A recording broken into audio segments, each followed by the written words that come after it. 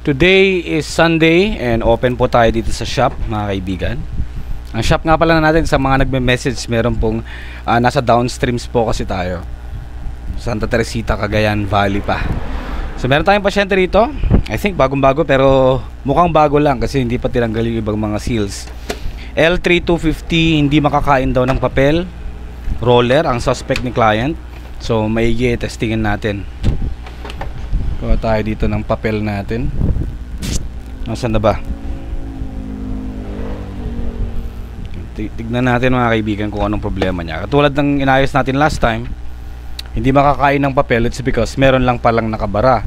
And ang nakabara doon, mga kaibigan, is itong chalk. Chalk na to. So malamang sa malamang teacher. And now, teacher din ang may-ari nito. Tignan natin. Okay. Oops, naka-turn off.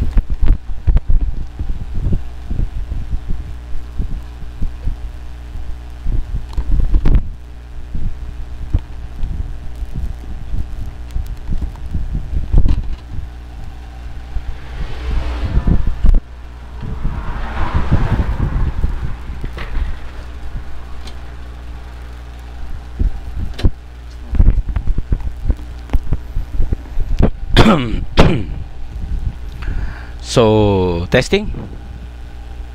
Wala, hindi pa siya nag-stable.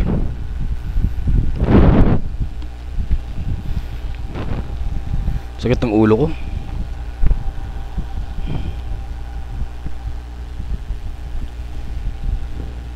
Yan, so stable na. Mag-photocopy tayo. Tignan nyo kung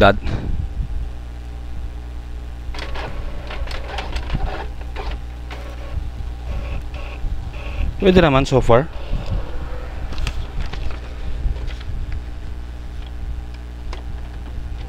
Isa pa? O, tatlong kopya.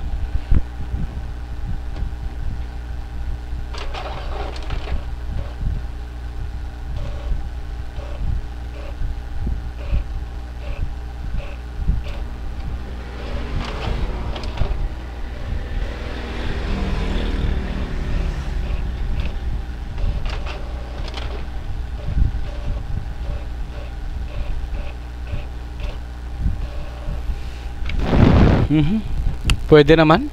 Check nga lang natin.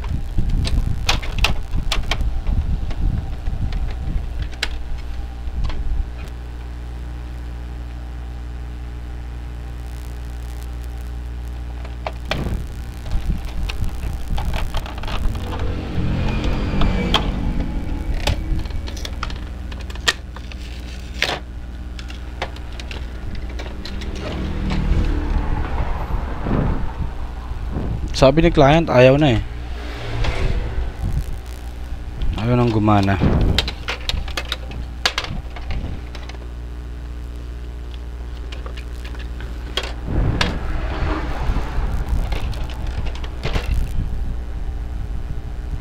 Baka yung rubber ang pudpud.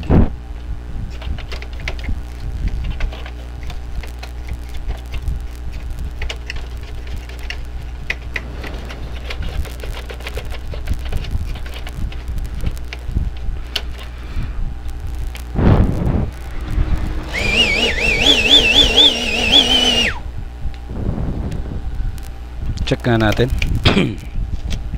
Kasi sabi ni client, as in, hindi na daw makakain ng papel kahapon. And ang nakikita ko dito yung rubber.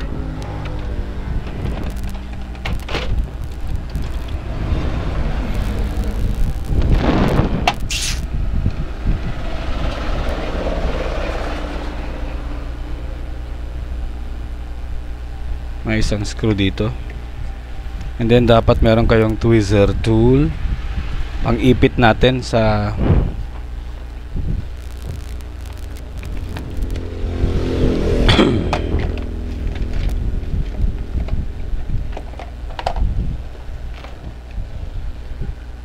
meron kasing rubber dito. May rubber, merong spring na kailangan yan push natin yan pa left. para ma-check na rin natin.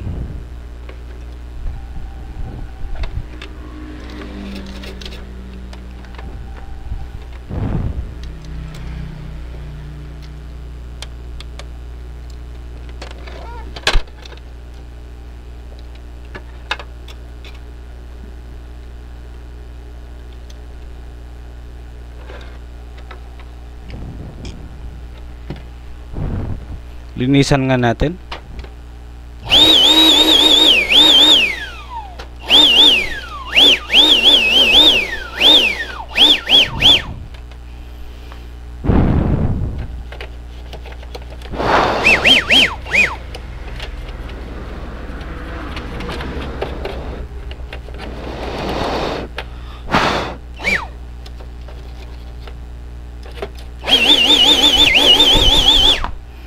Kasi kung rubber, may pagkabudpud na.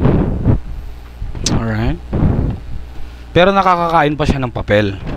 That means okay pa tong roller. Ang problema lang is sa rubber.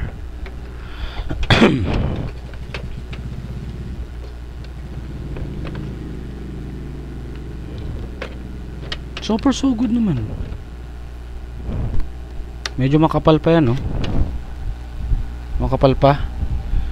Lagyan ko nga siya ng mga kaibigan ng padoble lang. Not that innocent.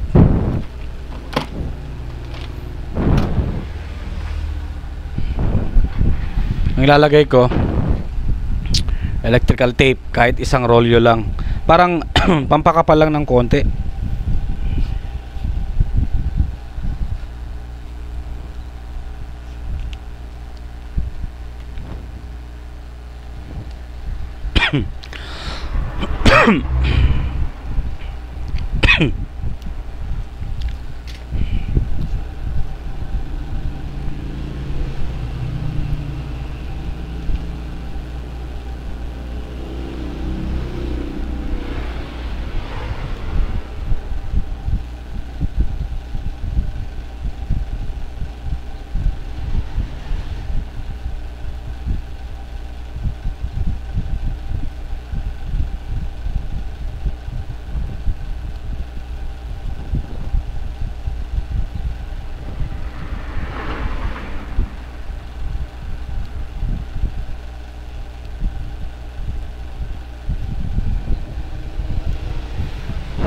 Tignan nga natin.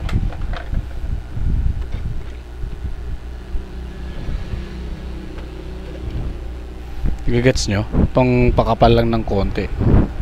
So DIY repair na. So careful lang sa alignment din syempre. May mga ibang cases kasi mga kaibigan. Minsan kapag masyadong makapal, hindi pa rin makakain ng papel. I'm not that innocent. Lagay natin yung kanyang rubber kasi medyo may pagkapudpud na rin, no?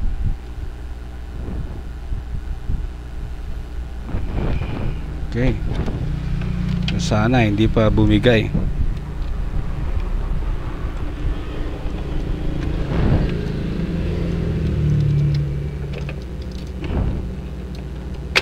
Oy!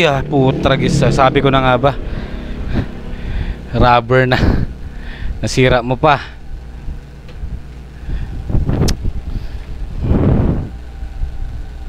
Meron akong isang roller set dito. Yeah. Rubber. Extra careful lang dapat. Pero yun kasi talagang bibigat bibigay yan mga kaibigan.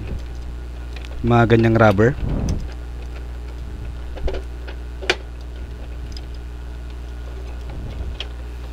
Not that innocent.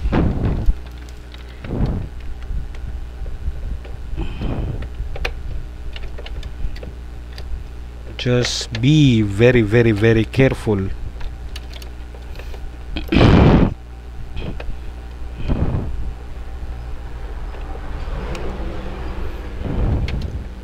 Nagets nyo yun kung ano yung nilagay natin? Parang pampakapal lang ng konti. Ngayon, check nyo kung naka-align ba ng maayos yung rubber na ipinalit natin. Kasi kung hindi okay yung alignment niyan, mas lalong hindi yan makakakain. Yan. So makapal na siya.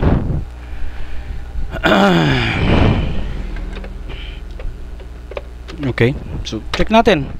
Kung hindi pa rin siya makakain, edi Kung hindi na siya makakain, rather, tanggalin natin yung tape. And then yung rubber, yung spring. Huwag niyong kakalimutang ilagay ito, ha. Talagang hindi siya makakain kapag hindi nyo na ibalik yung spring na yan. Kung wala kayong spare, be very very careful. Baka kasi mamaya masira nyo yan. Finish na.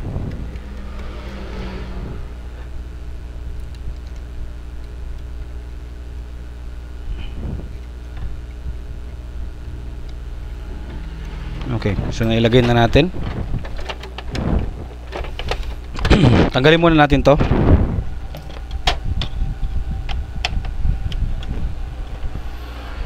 Yung kanyang cover dito.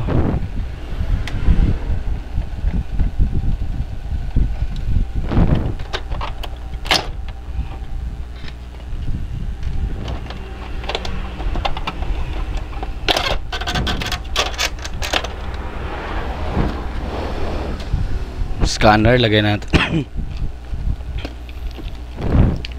Ang uubuin pa ata ako.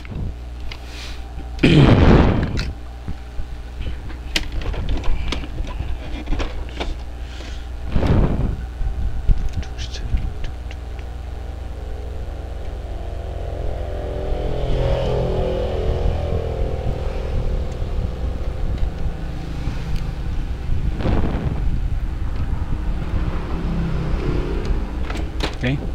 So testing natin ulit. Kung mas lalong hindi yan makakain, edi tanggalin natin yung kanyang yung nilagay natin na kapal. Konting-konti lang naman yun mga kaibigan. Pero minsan kasi kapag mas lalong hindi siya makakain with that na nilagay natin, minsan wala, may problema, kailangan nating palitan na yan. So far okay naman kasi mga kaibigan, nakakakain naman. Hindi ko lang alam, tawagan ko si client mamaya kung ano yung main concern niya. Parang ang nasabi niya ata kasi hindi makakain ng makakapal na papel. I don't know kung anong paper ang ginagamit since pang teacher. Commonly, mga ano yan, linen ba? Linen papers ba yung mga yun? O minsan linen board. Hindi talaga niya makakain yun.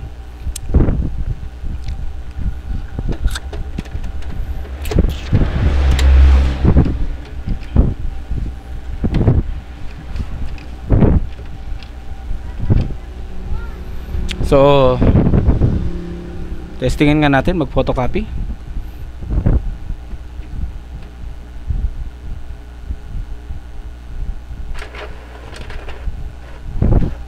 So far so good. Nagpalit tayo ng rubber.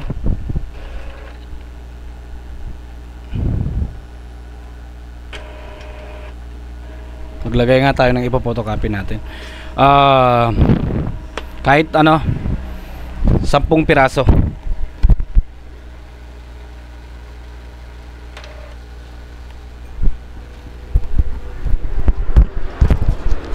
So yun lang yung DIY kung sakaling hindi makakain ng papel, as long as okay pa yung gears.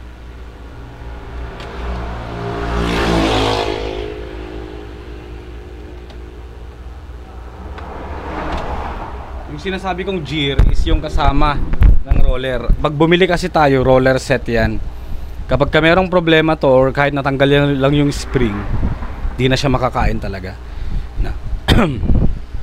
Basta okay to, rubber, or pwede lang remedyohan through yung papakapalin lang natin. Pero extra careful lang, tulad nya nasira yung rubber. So 10 copies. Mag photocopy tayo dito ng 10 na kopya.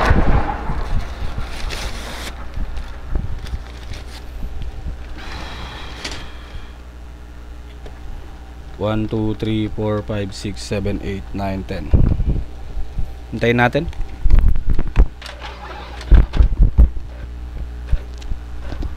One.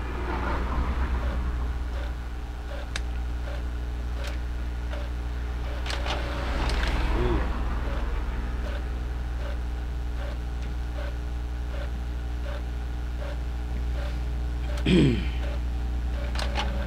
3.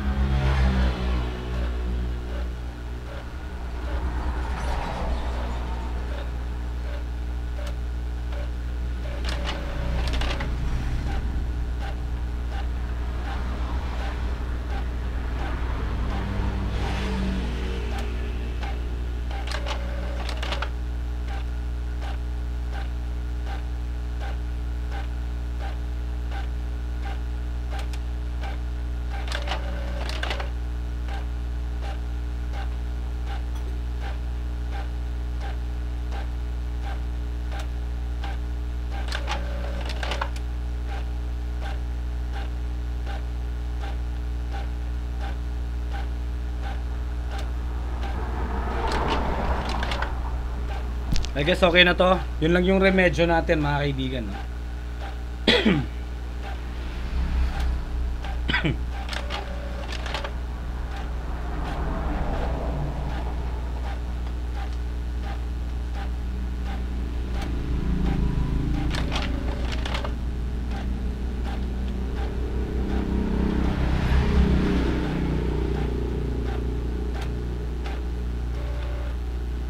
Goods.